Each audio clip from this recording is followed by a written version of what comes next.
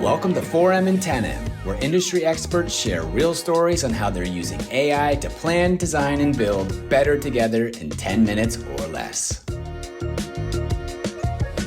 Hello, and welcome to another 4M and 10M. I'm Chris Garafola, your host, and today's episode, as always, is brought to you by 4M, the utility data platform for infrastructure. Today, we're breaking the rules a little bit. Usually, we try to keep it around 10 minutes, which honestly, I'm bad about doing. It's usually like 12 or 13 minutes. But today, we actually have two industry heavyweights with us. So we're going to double down and make this a special episode where maybe we make it 20 minutes. We'll see where it goes. But as you guys can see on screen right now, I'm thrilled to welcome Frank Morrissey and Robert Burba from Westwood Professional Services. They'll be breaking down their thoughts on AI and how they're using AI-powered utility intelligence today in their daily workflows. So without further ado, Robert, Frank, thanks so much for being with me here today. Yeah, absolutely. Excited to be here. Yeah, thanks, Chris, for having us. Why don't we start with you guys just explaining a little bit more about your role. Robert, do you mind just sharing a little bit more about your role with Westwood today? Yeah, Chris. So currently I'm the director of our Geospatial Field Services group, and I'm leading a rapidly growing team that's focused on field utility locating and subsurface utility engineering services. My role sits at the intersection of operations, people, and delivery, making sure we can scale quickly while maintaining the level of quality and responsiveness our clients expect is a big part of what we do. We have a team that's full of trained field personnel deployed across multiple regions, so a big part of what I'm doing is building systems and structure that allow the workforce to operate efficiently and consistently, whether that's standardizing processes, investing in training, or making sure our teams have the right technology and support in the field. Before stepping into this role, I spent a good portion of my career closer to the work itself, so I've seen firsthand the challenges our field teams deal with day to day. That perspective has really shaped how I lead my team these days. I really have a focus on creating an environment where people can perform at a high level, stay safe, and feel supported, while also helping our clients reduce risk and make better decisions while reliable subsurface data. But Robert, thank you for that. Frank, do you want to share a little bit more about your role with Westwood? Sure. Yeah. So Frank Morrissey, I'm the Senior Vice President of our Power Division here at Westwood. So our Power Division really is focused on electric T&D infrastructure and also oil and gas infrastructure. When you look at our group, we're focused both on engineering services and geospatial, the field services, the survey side of things. We've got around 200 folks that are really focused in that market, that market segment. So a lot of what I do every day is really helping our team kind of understand the technology that's out there and really drive efficiency across what we're doing. I look a little bit more holistically at all the different services and try to understand how these tools can fit into the workflows that we have today. My background is kind of broad in the fact that I've been in engineering services for about 16 years.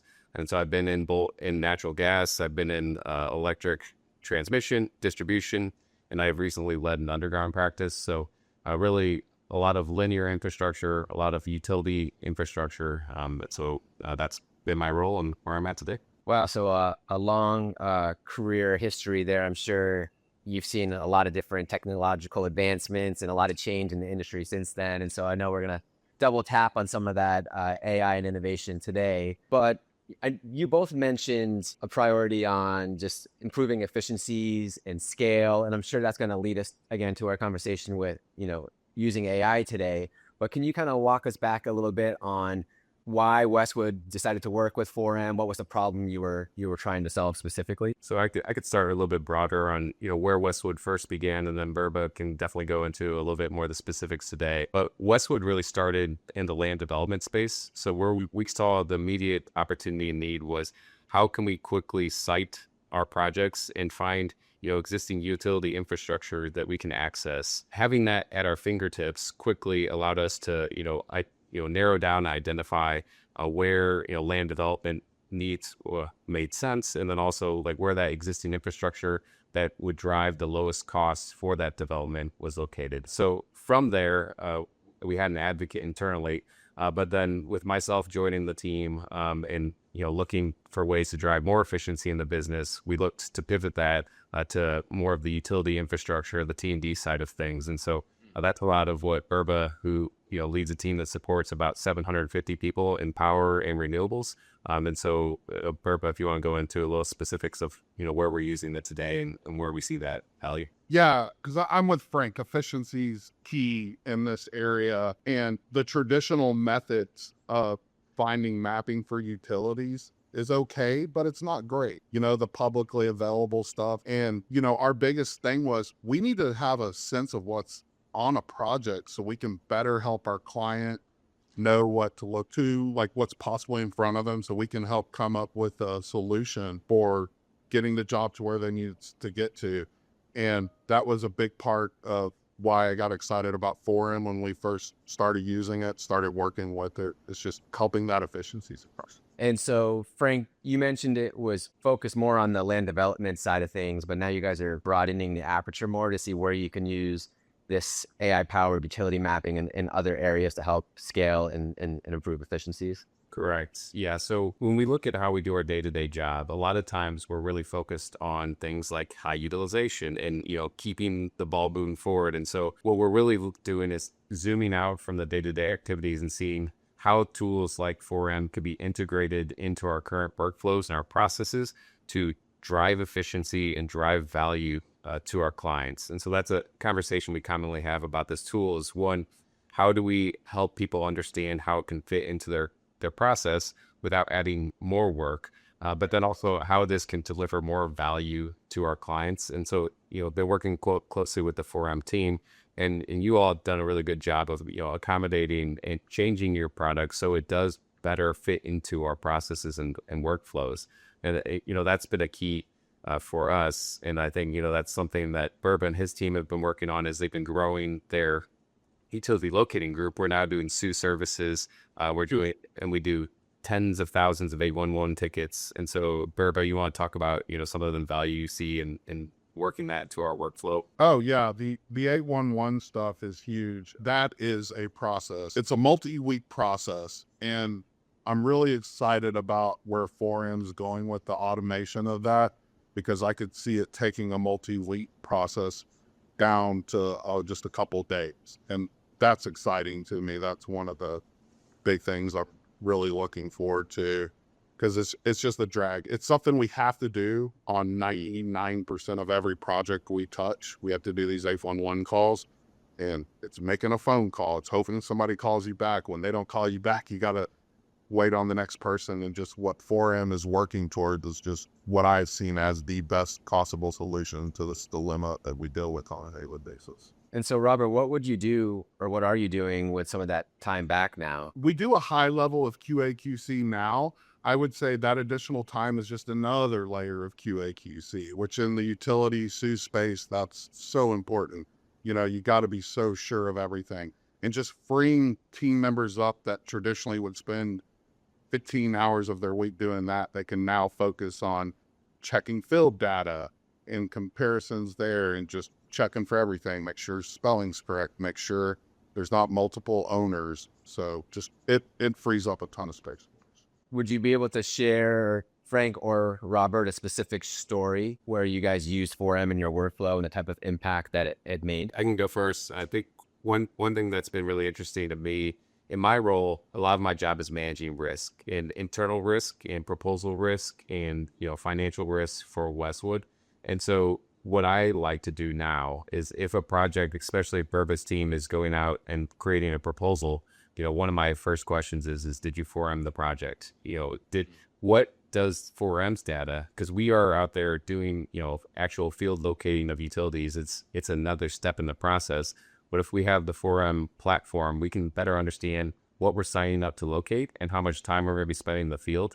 And that helps me personally feel more comfortable about the proposals going out the door and managing the risk. So really in that proposal development front, accelerating risk management for our company, it is very exciting for me personally. And then Robert, I'm sure you could expand. Yeah, since Frank touched kind of on the preliminary side of things, I'll touch on when we're actually executing the work. A big thing for a lot of our clients is when there is a utility that's going to interfere with where they're wanting to place their infrastructure, whether it's a wind turbine or a power pole that we have to cross. If it's an underground power line that we're building we have to cross an existing utility, it's really important to find out who owns that utility, because there's specific ways they may require you to cross it. What forums helped us do is we might get utility owner information from 811, but I can count multiple times where forum has more updated, accurate information even, and we're able to go directly to the right source and not have to go through 3 or 4 different previous owners to figure out who's the latest one to purchase that line. So that's a big one. There was a project we had recently, and it was in a semi-urban area, right? And we bid on it, and after we weren't implementing or using 4M at the time we bid on it, but when we went out to the field, we were. So when we won the project, we started preparing to go out to the field, and I was like, hey guys, we got this new platform. It's called 4M. We got somebody from our land team that's very familiar with it that can give us some quick training on how to use it. And it really was quick training. It didn't take very long. And so we pulled the data there, and all of a sudden we realized there's 50% more utilities out on this project than we had planned based on the information we had. So we were able to go back to the client before we went to the field and say, hey, look, since some new stuff's come available, we have this, we're going to work on it. But just so you know, we're going to be in the field a little longer than we planned on, because we had to give timelines for like property owners and stuff. So it just helped us. Instead of getting out there, we were better prepared. We were able to help the client maintain that good relationship they had with the landowners by fully informing them of their tasks. And the process went well. We had that information for 4M. So we were able to go verify that data very easily. No additional cost came to our client, and it just sped up the whole process. The time that we were going to spend out there, basically, we were able to do double the field work for the same time we planned on, just having that. And this wasn't a large project, because it's all to scale, but that's what sold me on 4M to get with. I think the first job worked really well that we implemented on. That's why I require on every proposal review, because some of our proposals, that would have been a lot of cost loss. So yes, agreed.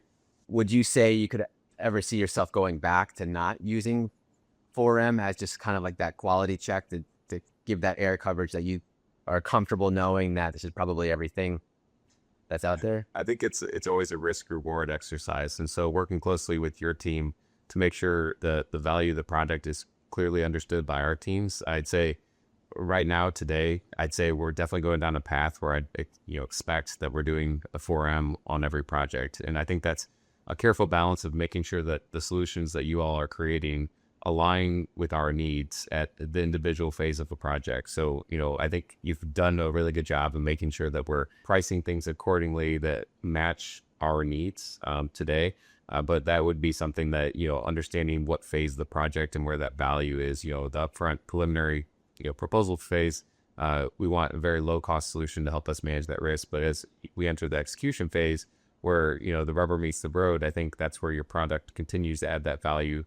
So when we're talking managing risk, it's two things. One, us as an engineering and geospatial firm, sending a proposal at the door and our personal financial risk in that proposal. But then when we look at the job that we're performing, the helping our customers, our clients, our partners avoid utility strikes, that's a different type of risk that you're also helping support. And now you're helping our customers be successful in avoiding those risks. So I think it's a twofold. How are you helping them, engineering and field services consultants, and then how are you helping our end customer client avoid those strikes? And would either of you be able to speak to just where 4M is today in terms of the new features and technologies? We're starting to deliver more and more signals, if you will, to what's underground.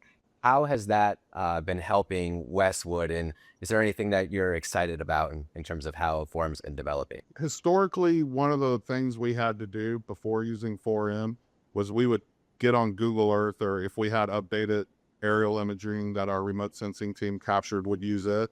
But we would go through and scour the roads for fire hydrants or telephone pedestal.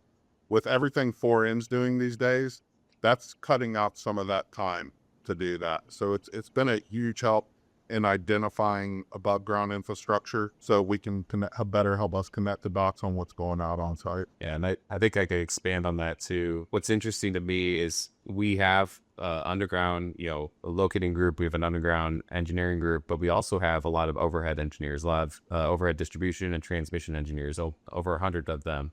And so when we look at how do we integrate this into their workflow, yes, identifying and missing utilities as they place that pole in that distinct location is important, but the value versus running that platform wasn't necessarily there. We're working with your team to identify more overhead infrastructure and the things that they care about. And so we're excited about some of the upcoming releases that we've been working with your team on that help us better do our overhead distribution projects using your platform. So historically, you've been really focused on underground infrastructure, but how can we better aggregate that data to drive efficiencies in our overhead distribution and transmission projects as well? Again, going back to how we talk to our teams about how this isn't adding a step in the process and how this is removing work and driving efficiency in our processes. What I'm excited about is we always have to go to the field. We're always going to have to go, no matter what, the imagery may be outdated, but a lot of it, 90+% of the project is probably already captured in the imagery. And so if you have a tool that can go through and do that first pass, and then the human goes out there and only has to do 10% of their job while they're just verifying that the other 90%, matches what 4M's products is already aggregated, that saves us time. And so that's what I'm looking at is like with any AI tool, how do you add that to the process, keep the human involved that is going to have final say, but how do we remove some of the more or less busy work from our people? Right. And so you guys can focus on, you have the data, you can see the potential conflicts, and now you can spend the time figuring out how do you solve those problems. So 4M is good at showing you where that risk is, showing you where those potential conflicts or problems are. And now there can be more time spent finding those solutions to those problems. Is there anything that either one of you are looking forward to in terms of where the AI is today with 4M and what the future looks like? Is there anything in particular where you're like, I hope 4M can do this in the next 2 or 3 years, or, oh man, this would totally be a game changer if we got to this point? Yeah, I'll go back to what I talked about, the 811 automation. It's something, I know it's new to 4M, but y'all are making strides in it. Like we've seen the strides. Our team's been working with y'all's team to kind of help beta test it. And I'm really looking forward to that, along with 4M rolling out to all 50 states, provinces over 2 days. I'm really excited. Yeah, that would be, as you all continue to expand your platform, since we are nationwide, we work in every single state. And so the more that we can have further expansion of the data that you have, the more we can have it become a part of our workflow. If it's always, well, do we have it here? How do we, if we don't have it, where's that value, or how do we make sure we're driving our teams to a approach that's consistent? And so I think as you expand that, we're very excited about that, but just more in the object detection and AI space, anything that can pair with our platforms and all that data, and so that it removes things that our humans were having to just go and gather that data. I like to think of it, as I was thinking through this, I want to move our people to a verify and do critical thinking activity and less of a data entry and find the information activity. So if we can have our smart people doing verification, critical thinking, engineering, whether it's in the engineering space or even in Burba space where they're doing facility locating, if you already have all that information, we're going to have to go to the field. We're going to have to do scanning. We're going to have to do Pahole. But if it's already there, it saves us a lot of time of aggregating that data. And would you say that's what they want to do? The engineers want to do that anyway? They don't want to spend the time doing that mundane stuff. Like that's what gets them excited about their role, right? Is to actually be doing Correct. the latter. What would either you, Robert or Frank, tell other firms, or even if it's utilities, DOTs, any infrastructure professional who's not leaning into AI-powered utility mapping right now? What would you say to them? What I would say has been very helpful, and I've done this in a couple of my previous roles, is everybody needs to take a step back, look at your entire process and say, we're doing all these things, but should we be doing these things? Are there tools out there that can replace these specific activities in our process? And how do we integrate AI into that workflow? And so that's what we're doing. And there is so much work in this space, especially the T&D space, that you hear it every day. there's so much work, there's lack of resources, costs are going up. How can we drive towards more efficient designs that drive down costs for our customers, that then allow them to do more for their end customers, the ratepayer, and everybody wins. So there's unlimited amount of work. If we could just drive down spend in this area, then we're going to be able to do other things in other areas that really benefit everyone. And so look at your workflows and then educate your people that there's plenty of work, even if you remove a couple steps. Yeah, I would say just AI, all this stuff, it's all innovation, right? And innovation is a core value at Westwood. It has been since Westwood opens the doors. There's so many things that Westwood was the first to the table to do. We can locate drain tile very well, and we have a process to do that we came up with internally. There's a level of AI involved with that. You got it. It's just innovation, moving forward, keeping the ball moving. So would you both say it's not a matter of if, it's a matter of when? It's like whether you want to embrace it now or if you want to embrace it 10 years from now. Everything's moving so fast. Like, do you think this is just the way the industry is going? Would you say teams that aren't utilizing it today, you would be better off embracing it now versus embracing it 5 years down the road? Absolutely. I'd say any distinct task that's costing an organization more to do yourself is going to drive you to be less competitive in the future. And I've been around AI for a couple of years now, integrating it, trying to integrate it in all of our processes. I've been a big advocate for it. And I can tell you, it all depends on the intelligent human driving the AI machine to deliver the product. I've seen certain teams use AI and just let AI do its thing without an intelligent human involved in it, and it's garbage in, garbage out.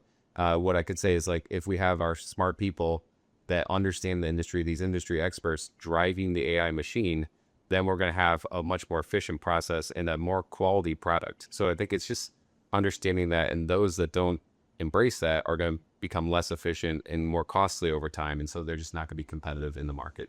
You have entered the lightning round. Frank, we're going to start with you. What's a question more infrastructure leaders should be asking right now? More infrastructure leaders should just be asking, as technology has adapted so quickly, are the things we're doing today things that we should be doing internally? So again, going back to your process and every single distinct portion of your process and looking at that thing and saying, should we be doing that ourselves, or is there a tool that can do that better? And so if we can do that step by step, then integrate things like this into our workflows, and there's lots of different other automation workflows in our space outside of this type of scenario, but everyone needs to take a step back. It's almost like you should be doing an annual review now of your processes and making sure that the things that you're doing internally should be done internally today. Who is a leader in the infrastructure space that you admire or look to for inspiration? Or how would you describe your role to a 5-year-old? All right, leader I admire. I'm going to go Frank. I admire him. Y'all sit there and listen to him talk for the last 10 minutes. Just high energy, always moving the ball down field, great, installs that with the team. Like, yeah, there you go. Frank, I admire you. I think somebody owes somebody a beer. All right, Frank, back at you. What is a hidden talent or passion of yours that your colleagues might not know about you, Frank? I don't know if it was a midlife crisis moment or anything, but me and my buddies decided that we want to start brewing beer together. So we brew on a pretty sizable system that we are starting to really figure out how to brew beer, and we're brewing really nice beer. So I'm hoping to bring in some to the office here soon. But we're on about our 5th batch that we've done. So anything from honey mosaics to West Coast IPAs. So So we've actually become pretty good. So I'm proud of it. All right, Robert, last question is for you. What's a song or genre you love listening to that might surprise the team at Westwood? I'm going to go with what I refer to as old school gangster rap. Like UGK, Scarface. There's a lot of folks out of Houston that just I grew up listening to, and I still listen to this day. So I would think that would probably surprise people. That was a guess. Well, that's a wrap of another 4M and 10M extended edition. Frank, Robert, thank you so much for joining me today. Yeah, thanks for having us. It's awesome. Thanks, Chris.